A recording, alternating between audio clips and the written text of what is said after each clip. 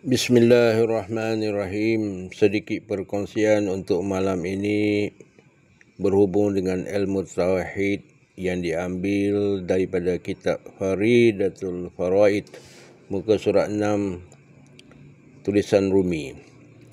Kata Syekh Ahmad di dalam risalahnya, dan segala rukun Islam itu 5 perkara. Pertama, bersaksi bahawa tiada Tuhan melainkan Allah dan bahawa Muhammad pesuruh Allah, dan ini rukun tertentu dengan orang yang kafir yang menghendaki masuk agama Islam. Rukun Islam 5 perkara. Pertama, bersaksi bahawa tiada Tuhan melainkan Allah dan bahawa Muhammad pesuruh Allah. Di dalam kalimah yang kita ucap, di dalam syahadah yang kita ucap ketika sembahyang, asyhadu an la ilaha illallah wa asyhadu anna Muhammadar Rasulullah. Dan ini rukun tertentu dengan orang kafir yang menghendaki masuk agama Islam, bermaksud bagi orang kafir yang hendak masuk Islam adalah menjadi rukun baginya untuk mengucap 2 kalimah syahadah untuk membolehkan dia menjadi orang Islam. Hendaklah dia berkata asyhadu an la ilaha illallah wa asyhadu anna Muhammadar Rasulullah. Setelah hatinya terbuka dan menerima pada hatinya bahawasanya hanya Allah Tuhan yang wajib disembah dan hanya Allah yang menjadikan seluruh alam ini, maka barulah dia boleh mengucap asyhadu an la ilaha illallah wa asyhadu anna Muhammadar Rasulullah, dan mengaku bahawa Nabi Muhammad sallallahu alaihi wasallam itu adalah pesuruh Allah. Barulah sah Islamnya. Jika dia mengucap saja tanpa ada tasdik di hati, maka ucapannya tidak diterima dan tidak sah. Untuk mengesahkan ucapan itu, hendaklah dia mengucap pada zahir dan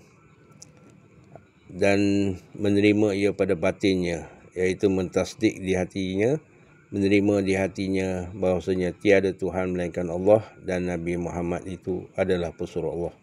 Barulah sah Islamnya. Jadi kalau ada orang yang kafir nak masuk Islam, cuma aja lafaz syahadah ni, iaitu asyhadu an la ilaha illallah wa asyhadu anna Muhammadar Rasulullah, sudah memadai untuk membolehkan dia menjadi orang Islam, sekiranya ia menerima pada hatinya bahawasanya tiada Tuhan yang layak disembah melainkan Allah dan Nabi Muhammad itu pesuruh Allah. Dan yang kedua daripada rukun Islam itu ialah mendirikan sembahyang yang 5, iaitu mendirikan sembahyang yang 5, sembahyang subuh, sembahyang zuhur, sembahyang asar, sembahyang maghrib dan sembahyang isyak, 5 kali sehari semalam. Wajib bagi orang-orang yang tidak ada keuzuran melaksanakan sembahyang tersebut, bagi yang mukallaf dan yang akhir balik. Sembahyang zuhur, niat sembahyang zuhur, usalli fardaz zuhri arba'a raka'atin ada'an lillahi ta'ala. Sahaja aku sembahyang fardu zuhur 4 rakaat tunai kerana Allah Ta'ala. Lafaz bagi sembahyang solat asar, usalli fardal asri arba'a raka'atin ada'an lillahi ta'ala. Sahaja aku sembahyang fardu asar 4 rakaat tunai kerana Allah Ta'ala. Lafaz niat bagi solat maghrib, usalli fardal maghribi salasa raka'atin ada'an lillahi ta'ala. Sahaja aku sembahyang fardu maghrib 3 rakaat tunai kerana Allah Ta'ala. Dan bagi lafaz solat isyak, usalli fardal usalli fardal isya'i arba'a raka'atin ada'an lillahi ta'ala. Saja aku semayang fardu isya' 4 rakaat tunai kerana Allah Ta'ala. Dan bagi semayang subuh, usalli fardus subhi raka'ataini ada'an lillahi ta'ala. Saja aku semayang fardu subuh 2 rakaat tunai kerana Allah Ta'ala.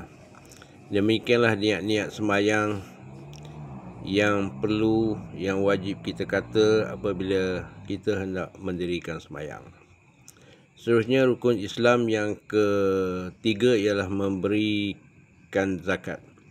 Ada 2 zakat yang perlu kita tunaikan. Yang pertama, zakat fitrah yang kita lakukan pada bulan Ramadan.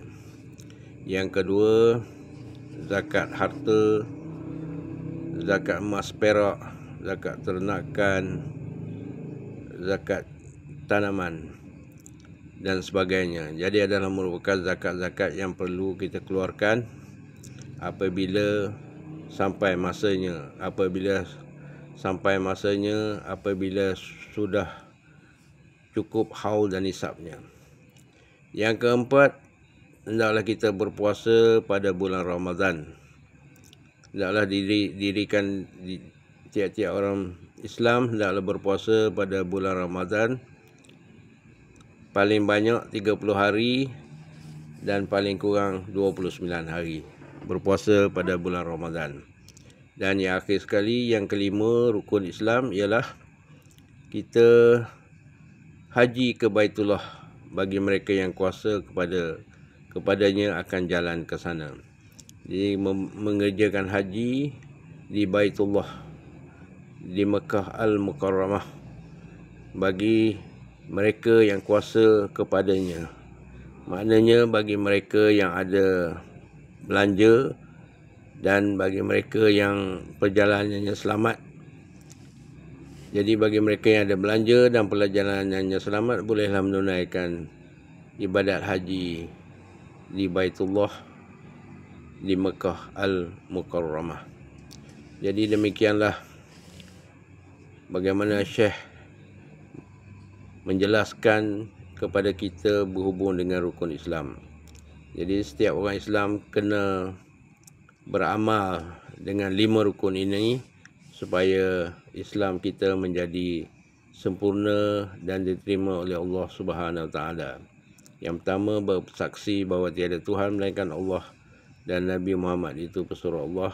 Yang kedua, mendirikan sembahyang 5 waktu sehari semalam. Yang ketiga, memberikan zakat ataupun mengeluarkan zakat. Yang keempat, puasa pada bulan Ramadan. Yang kelima, menunaikan ibadat haji di Mekah Al-Mukarramah. Menunaikan ibadat haji di Baitullah Mekah Al-Mukarramah. Demikianlah sedikit perkongsian untuk malam ini. Mudah-mudahan apa yang diperkongsikan menjadi manfaat untuk kita bersama dalam mencari keredaan Allah Subhanahu Wa Taala. Wallahu a'lam.